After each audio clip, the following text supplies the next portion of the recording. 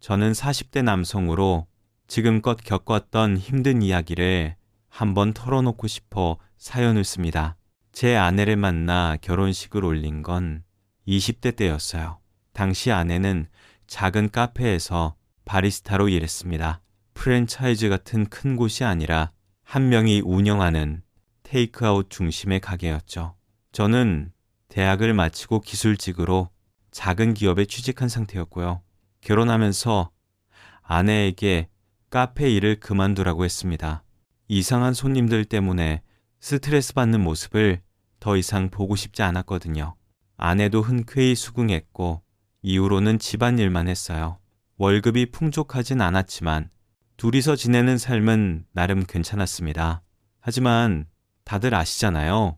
아기가 생기면 지출 규모 자체가 확 바뀐다는 거요. 결혼하고 1년 반쯤 지나 첫 아이를 낳았어요. 속으로는 딸아이를 기대했지만 아들이 태어났고 그래도 너무나 행복했습니다. 그런데 출산 이후부터 육아가 힘에 부치기도 했고 예상 밖으로 돈이 엄청나게 들어가더라고요. 저희 부모님은 제가 어릴 때 일찍 세상을 떠나셨어요. 아내 쪽은 장모님이 일찍 돌아가시고 장인어른 혼자서 아내를 키우신 케이스였습니다. 그래서 우리 둘 다 육아 경험이 전무했죠. 아이 키우는데 비용이 얼마나 드는지도 잘 몰랐어요. 집에 어머니가 안 계셨던 탓에 육아를 도와줄 어른도 주변에 없었습니다. 제게는 물려받은 재산이 거의 없었고 아내는 장인어른이 사업으로 큰 돈을 벌어서 비교적 넉넉한 환경에서 자란 사람이었습니다.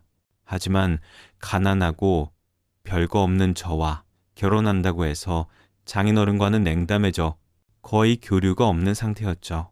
아무튼 그래서 육가가 고된 탓에 아내는 점점 더 힘들어했고 시간이 흐르면서부터는 돈이 많이 들어가서 더욱 힘들어했습니다. 우리 잘 키울 수 있을까? 잘 키울 수 있어. 하지만 알아보니까 예방접종 비용만 해도 어마어마하더라고요. 이럴 줄 알았으면 미리 조금이라도 모아놓는 건데 아직 아이가 유치원에 갈 나이도 아니었지만 이미 아이의 물품으로 돈이 많이 들어가자 아내는 미리 계산해보며 걱정을 했어요.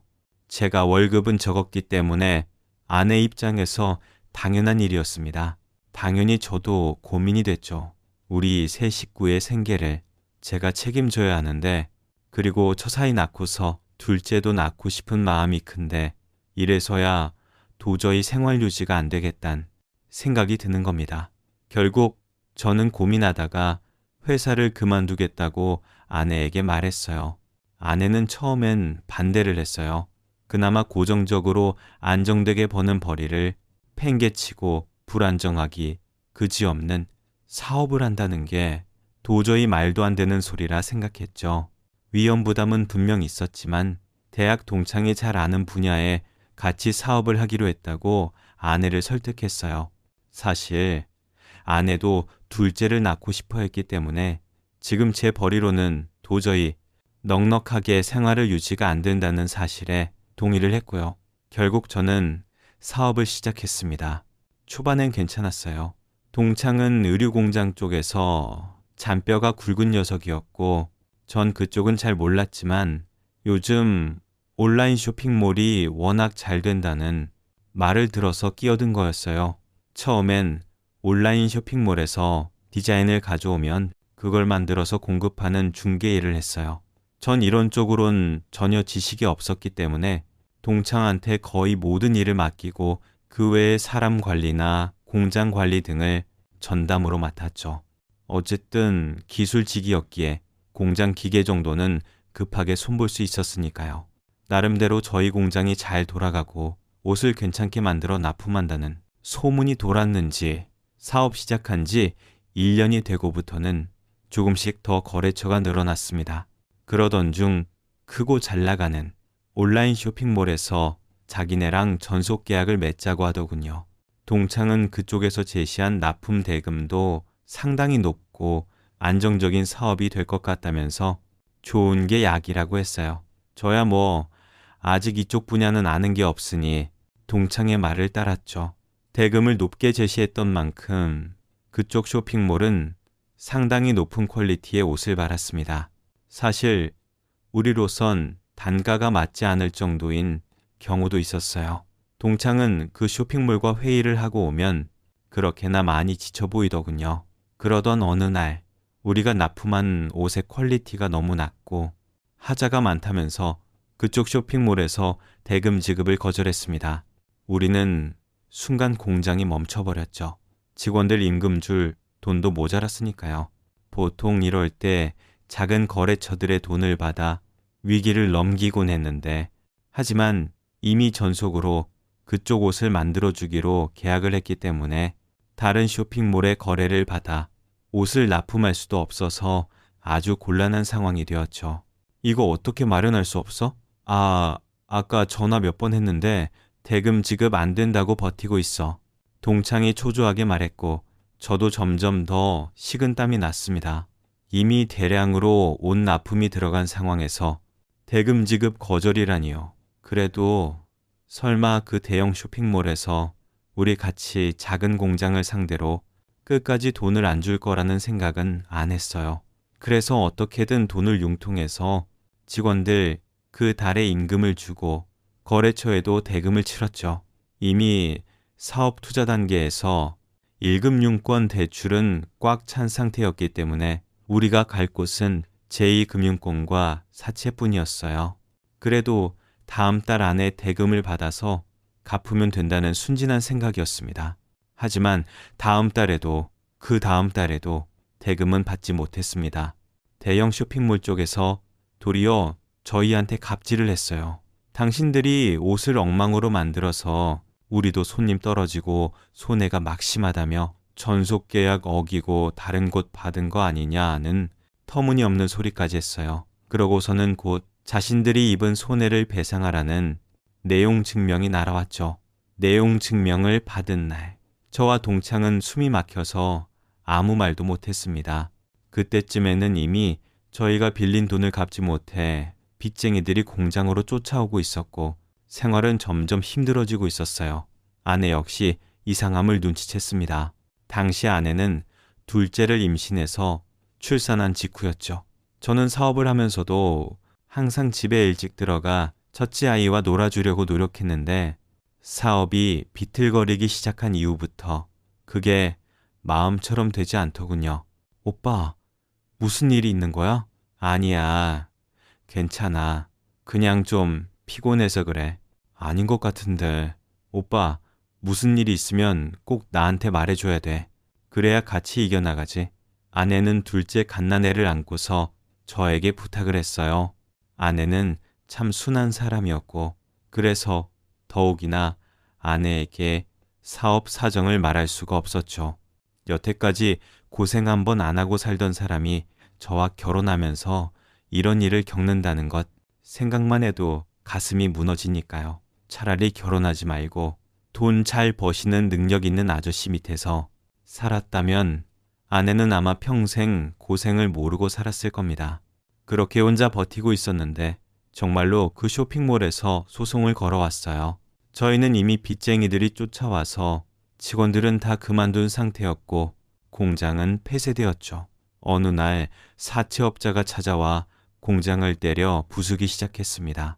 그때 공장 사무실에는 저와 동창 둘뿐이었죠. 사채업자들이 들어와서 저하고 동창에게 협박했더군요. 너네 집으로 쫓아가서 가족들 가만히 안 둘 거야. 남의 돈 떼어먹고 멀쩡히 호강하면서 살기도 아쉬운 것 같아? 안 됩니다. 가족들은 건드리지 마세요. 저희가 어떻게든 돈을 갚을 테니까. 무슨 수로? 공장 팔아봤자 얘네가 빌린 원금도 갚기 힘든 돈인데 이자는 어쩌려고? 사채는 이자가 엄청나죠. 저희가 빌린 돈에도 정말 터무니없는 이자가 붙어 있었어요. 채권자들은 돈을 빌릴 때 써왔던 저희 집 주소를 읊어주면서 협박을 했습니다. 너무 무서워서 동창과 저는 벌벌 떨면서 앉아 있었죠. 그날 밤 집에 갈 생각도 못한 채로 아내에게 전화를 했습니다. 왜 이렇게 늦었는데 안 들어와요? 저는 침을 삼켰습니다. 아내의 해맑은 목소리와 그 뒤로 아이들 웃는 소리가 들려왔죠. 집에 있을 첫째 아이와 둘째 아이, 눈물이 앞을 가렸습니다. 미안해. 내가 못나서 이렇게 됐어. 여보, 왜 그래요? 미안하긴 뭐가 미안해요. 무슨 일이 있는 거죠? 말해줘요. 여보, 혼자 힘들어하지 말고 나한테 말을 해야지. 아내가 안타깝게 말했습니다. 그때는 더 숨길 수가 없었죠. 나 사업 잘못됐어. 지금 사채업자들이 우리 공장 다 때려 부수고 가버렸어. 집에 가서 가족들한테도 해코지할 거라고 그렇게 압박하고 갔으니까 빨리 아이들 데리고 장인어른께라도 가서 숨어. 제발 빨리 도망가. 뭐라고요? 아내는 숨 막히는 소리를 냈습니다. 얼마나 놀랐겠어요. 멀쩡히 사업 잘하는 줄 알았던 남편이 갑자기 사채업자 쫓아온다, 도망가라는 소리나 하고 있으니 말입니다. 당신은 어쩌라고요? 여보, 여보! 하지만 저는 전화를 더 이상 잊지 못하고 끊었어요. 더 이상 이렇게 버틸 수가 없었어요. 아내에게 급한 사실을 알리고서 비겁한 저는 혼자 몸만 빠져 도망가는 수밖에 없었습니다. 동창은 가족들한테 간 모양이었습니다. 하지만 그 친구의 상황을 걱정할 만한 여유는 저에게 없었죠. 그래서 저는 그 길로 있는 돈을 끌어모아 주머니에 넣고 아무 고속버스나 잡아탄 채로 지방으로 도망갔습니다. 정말 죽을 것처럼 힘들었습니다. 빚쟁이들을 피해 도망 다닌다는 것. 보통 일 아니에요. 그래도 저도 아무런 일 없이 크게 따르기 힘든, 일 없이 인생을 평탄하게 살아온 편이었죠. 대학 들어갈 때까진 평범한 부모님 밑에서 보통 학생으로 컸고, 물론 20대 초반에 부모님이 모두 돌아가셨지만 그땐 그래도 남겨주신 유산으로 대학 등록금 충당과 생활비 충당이 됐습니다. 한마디로 그렇게 크게 고생할 만한 때가 없었다는 건데요. 그러니 혼자 가족들과 떨어져 빚쟁이들을 피해 떠도는 신세가 얼마나 처량했겠습니까? 혹시라도 그 채권자들이 쫓아올까봐 카드 쓰기도 꺼려졌어요. 사실 한번 편의점에서 카드를 꺼내 쓰려고 했더니 정지되었다고 안내가 나오더군요. 그 이후론 제가 가진 현금으로 모든 걸 해결해야 했습니다. 처음에 들어간 모텔에서 하룻밤 이용 10,000원을 달라고 하니까 도저히 들어갈 수가 없더군요. 당시에 제가 가진 현금은 고작 30만 원 남짓이었거든요. 이 돈으로 밥 먹고 모텔비까지 내고 나면 남은 돈으로는 며칠 살지도 못할 거라는 계산이 섰습니다. 그래서 저는 고속버스 터미널로 가서 의자에 자리를 잡았습니다. 그곳에는 이미 노숙자들이 먼저 자리 잡고 있었고 편하거나 따뜻한 자리는 다 차 있어서 대합실 한복판에 썰렁하고 불편한 자리에 앉아 잘 수밖에 없었죠. 사실 제가 힘들다고 토로할 문제는 아니었어요. 지금 아내는 아이들까지 데리고서 정신없이 숨을 곳을 찾아 헤매고 있을 테니까요. 장인어른께 가라고 하긴 했지만 아내는 결혼과 동시에 장인어른과 교류를 끊어버렸기 때문에 아마 쉽지 않을 거란 생각이 들었습니다. 결혼할 때 이미 다시 장인어른과 대화할 일은 없을 거라고 그렇게 선언했던 사람이었어요. 머릿속에 온통 혼란스러운 상태에서 저는 며칠 내내 그 대합실에서 몸을 숨기고 지냈습니다. 편의점에서 먹는 라면으로 하루 한 끼를 때우고 남은 현금을 소중하게 품에 넣은 채로 말이죠. 처음에는 그리 주의 깊게 보지 않던 터미널 직원분들의 눈초리가 날카로워졌습니다. 노숙자 단속이 힘든데 거기 한 명이 더 추가되었다고 보는 것 같았죠. 제가 봐도 제 몰골은 그냥 노숙자였어요. 그러던 어느 날 다른 노숙자 한 명이 저한테 다가와 말을 걸었습니다. 어이, 보시오. 딱 봐도 갈 데 없이 떠도는 양반인가? 예? 노숙자 아니냐는 말이오. 그런가요? 그 사람의 말에 잠시 멍해져서 그 말 그대로 했어요. 저는 이제 빚쟁이에게 쫓기는 노숙자였죠. 불과 얼마 전만 해도 아내와 아이 둘과 더불어 단란하게 가정을 이루고 살던 제가 말입니다. 예, 그렇게 됐네요. 제가 씁쓸하게 말하자 그 노숙자는 혀를 차면서 자기가 마시던 소주병을 내밀었습니다. 다른 사람이 마시던 것이라 더러워서 평소라면 입을 대지 않았겠지만 속이 타게 열불이 올라와서 마시지 않을 수 없었죠. 제가 마시는 걸 보고 노숙자는 품속에서 소주 한 병을 더 꺼내 내밀었습니다. 원래 이렇게 떠돌기 시작한 사람들은 마음이 안 좋지 원래 생활로 돌아갈 수는 없나 많이 혼란스럽기도 하고 그게 길어지지 않게 조심하시오. 안 그럼 정말로 빠져나오지 못하는 게 될 테니까. 그 노숙자는 웃으면서 깨인 성인처럼 말했어요. 좋은 조언이었지만 그게 가능할 것 같았다면 지금 여기까지 오지도 않았을 겁니다. 전 너무 우울하고 절망적이 되어서 그 길로 소주를 다 마셔버렸습니다. 빈속에 술을 한 병 반이나 마셨더니 몸이 더워지고 금세 핑 돌더군요. 저는 울면서 무릎을 끌어안고서 비몽사몽 잠이 들었습니다.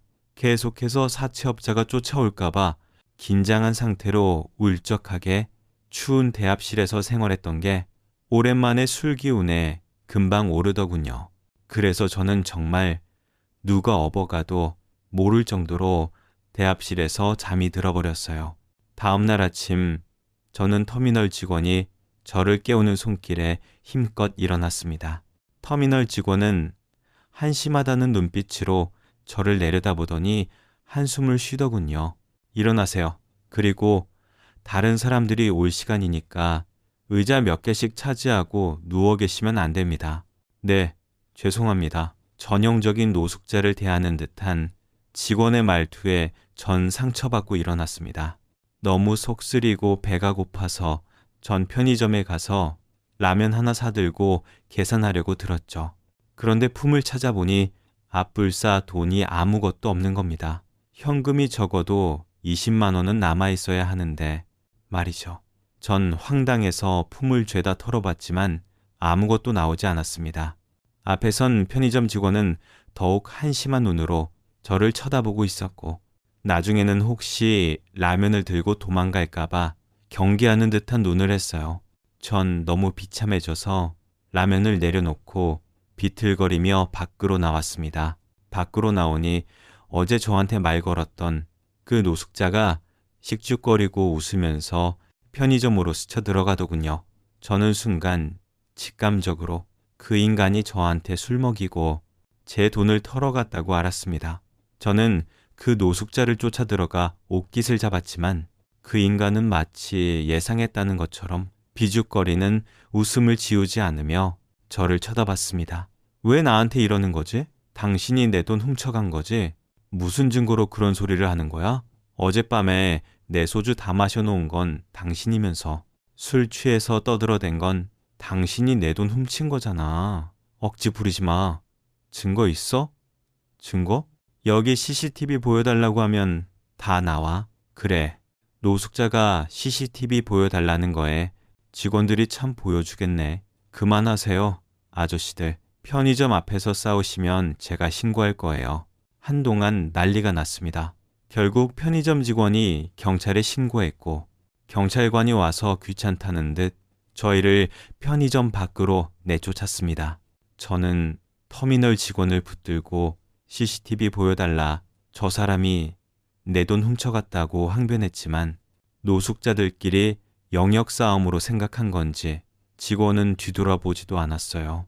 아저씨, 저 중간에 껴서 난 싫어요. 저 CCTV 고장났어요. 지금 수리기간인데 하필 잘못 걸리셨네요. 무슨 소리입니까? 거기에 비추는 게 한 대뿐이에요? 몰라요. 우리 같은 지방 터미널이 무슨 돈이 있다고 카메라를 여러 대 돌려요? 말도 안 되는 소리를 하고 있어. 정말 고장이 났는지도 의문이었지만 직원 그렇게 말하면서 저를 그냥 내쳤어요. 정말 지독하게 살아왔지만 이러한 몰골이 되고 나니 아무도 제 말을 제대로 들어주지 않더군요. 저 역시도 자신감이 떨어지고 혹시라도 다른 사람들 눈에 띌까봐 제대로 항의하지 못했고요. 저는 그대로 무일푼이 되어 쫓겨났습니다. 사람이 극한으로 몰리면 뻔뻔해지더군요. 저는 정말 노숙자가 되어서 터미널 구석구석을 떠돌았습니다. 노숙자들이 밥을 얻어먹는 곳을 눈치로 알아내서 같이 몰려가 밥을 먹기도 했고, 배가 너무 고프면 옆에 있는 노숙자한테 손 벌리기도 했습니다. 날이 점점 더 추워지고 노숙자가 늘어나자 터미널에서는 대대적으로 노숙자들을 밖으로 몰아내는 작업을 했고 모두가 뿔뿔이 흩어져 버렸죠. 저는 그중 친해진 한 사람을 따라 옆 동네에 있는 기차역으로 향했습니다. 차만 아내에게 연락하겠다는 뻔뻔한 생각은 하지 못했습니다. 제가 그렇게 노숙자가 되어 떠도는 상황일수록 아내는 아마 그 형편없는 상황에서 벗어나지 못하지 않았을까 하는 걱정이 부담되어 가슴에 얹혀졌습니다. 모두가 제 탓이라는 생각 말이죠. 전 그렇게 죄책감을 짊어진 채 몇 년 동안이나 거리를 떠돌았어요. 그 사이 저는 완전히 노숙자가 되어 이전과는 알아볼 수도 없이 변해버린 모습이 되어 있었죠. 그렇게 되어버리면 가장 무서운 게 뭔지 아십니까? 내 현실이 변하리라는 희망을 완전히 버린다는 겁니다. 전 뭔가를 위해 노력하는 일에 멈췄고 내 삶은 그냥 노숙자인 채로 끝날 일이라고 생각했습니다. 그저 오늘 당장 밥 한 끼 굶지 않는 것이 가장 다급한 숙제로 떠오르는 그런 삶인 거죠. 당장 밥 한 끼 먹고 그 다음 술 한 잔 마실 수 있으면 그게 가장 좋습니다. 술에 취해서 내 비참한 현실을 잊을 수 있으니까요. 정말 죽고 싶은 적도 많았어요. 하지만 죽기도 쉽지 않더군요. 아직 젊은 몸뚱이라서 그런지 술을 마시고 야외에서 자도 얼어 죽지도 않았어요. 추운 날 같은 기차역에서 자던 60대 노숙자 한 명이 결국 생을 달리했을 때도 전 멀쩡했죠. 그저 동상만 얻어서 조금 더 삶이 불편해졌을 따름이었습니다. 겨울과 여름이 몇 번이나 지나갔을 때였어요.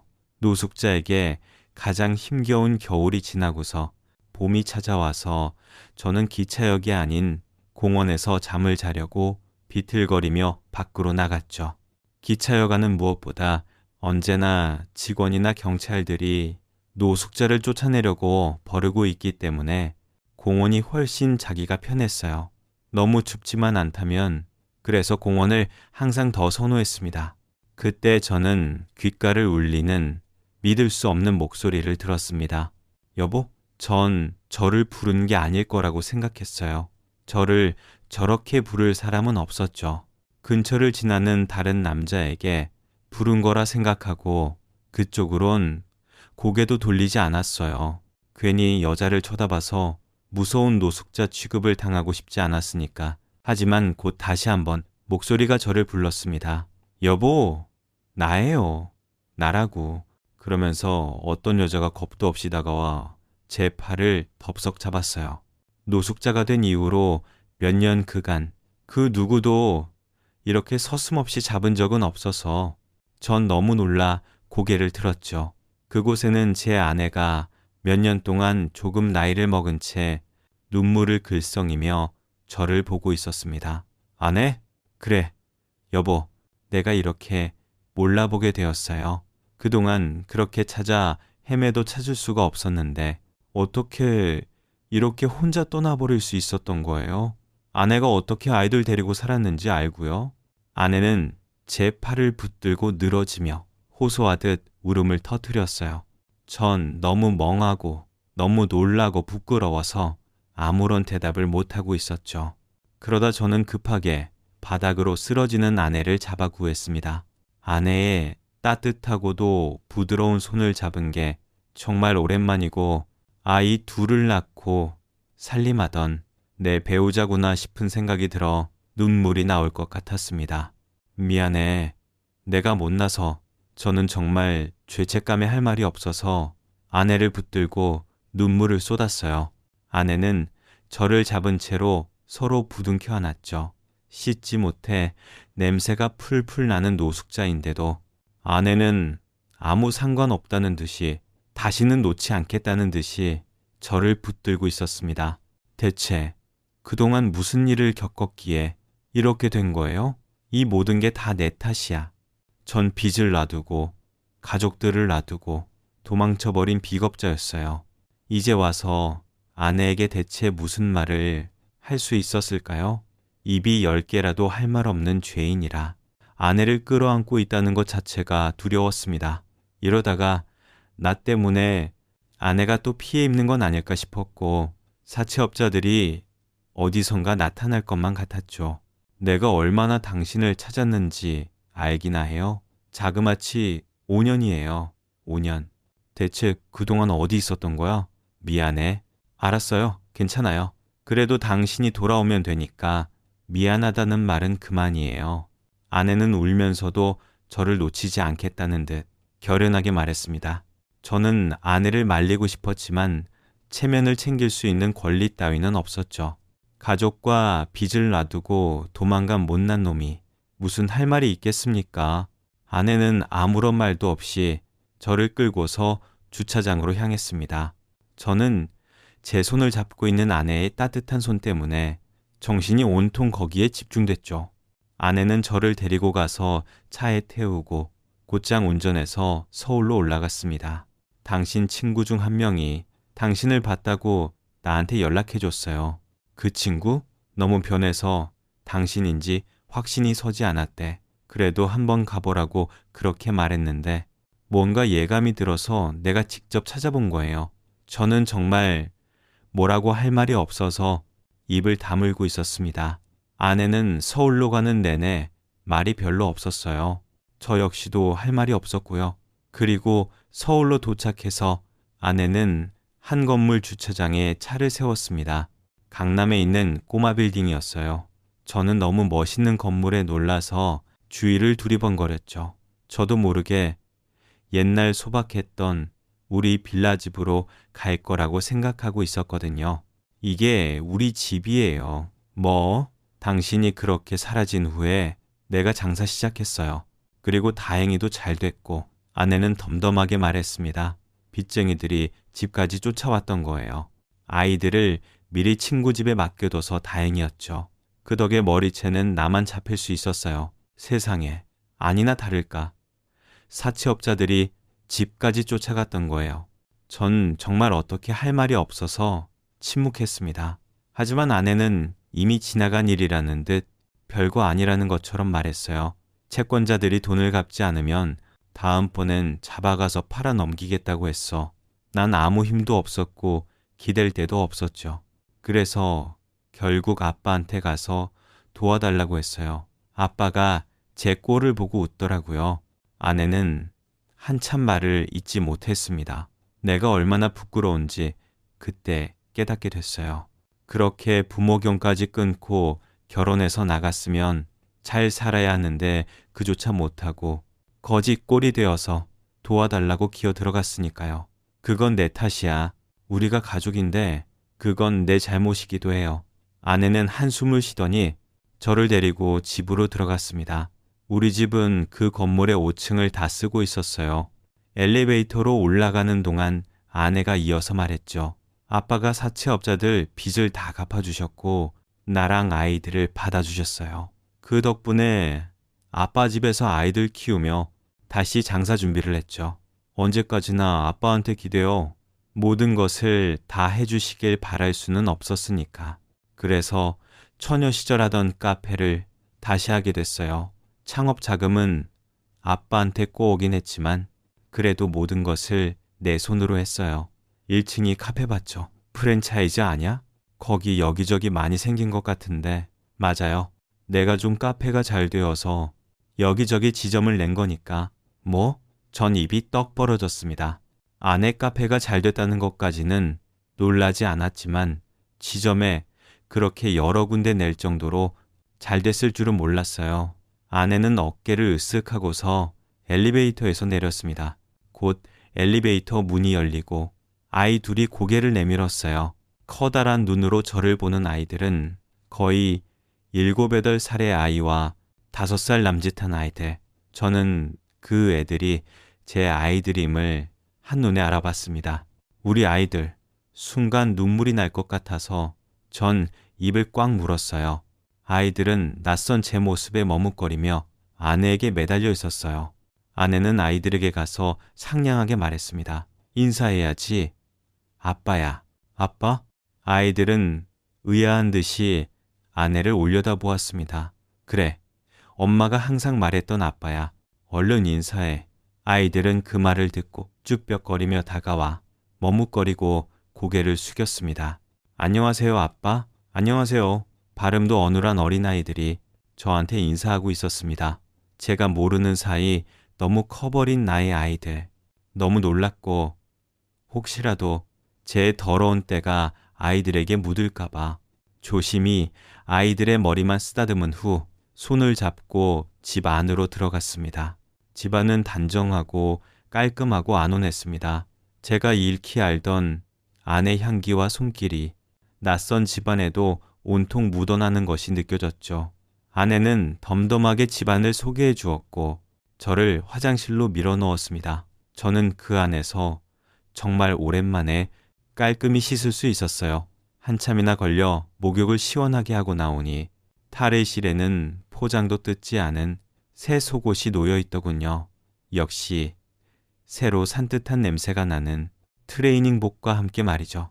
말끔히 씻고 새 옷을 입고 거울을 보니 노숙자로 살 때와 전혀 다른 인상의 남자가 서 있었습니다. 목욕을 하며 수염도 전부 깎았으니 당연했죠. 씻고 나온 저를 본 아내는 다시 한번 아주 길게 저를 끌어안았습니다. 이제야 정말 내가 알던 내 남편 모습이 나왔네. 조용한 말에 저는 아내를 마주 끌어안았어요. 아내가 그간 얼마나 고생했을지 상상도 가지 않는데 내가 이렇게 안락한 집에 들어와 그녀를 끌어안을 수 있다는 게 주제넘게 느껴질 정도였죠. 우리는 곧 아이들까지 네 식구가 함께 식사했습니다. 아이들은 눈치를 보다가 제가 다정하게 말하자 곧 웃으면서 제잘거리기 시작했어요. 저녁 식사 후 시간이 지나자 아이들은 일찍 자러 갔고 저는 아이들이 자는 모습을 보며 그 애들의 배 위를 토닥거려줬습니다.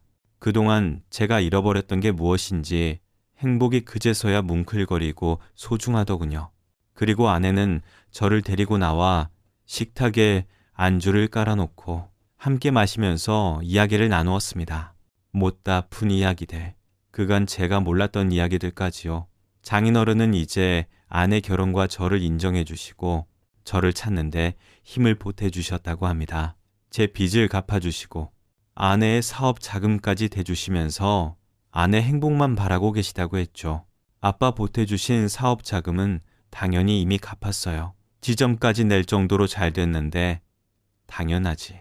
그렇긴 해. 사실 처녀적에도 나름 커피 맛으로 소문난 카페 주인이었잖아요. 그걸 살렸던 게 그래도 살 길이 열리더라고. 아내는 자랑처럼 말하며 웃었어요. 삶의 가장 힘든 시절을 그렇게 혼자서 꿋꿋하게 헤쳐나온 아내가 너무 자랑스럽고 대단해 보여서 전 마주 웃었죠. 이제 힘든 일 생기면 그렇게 혼자 앓다가 도망가지 말아요, 여보. 그래, 미안. 다른 건 다 괜찮아도 도망가서 나만 남겨진 건 싫어.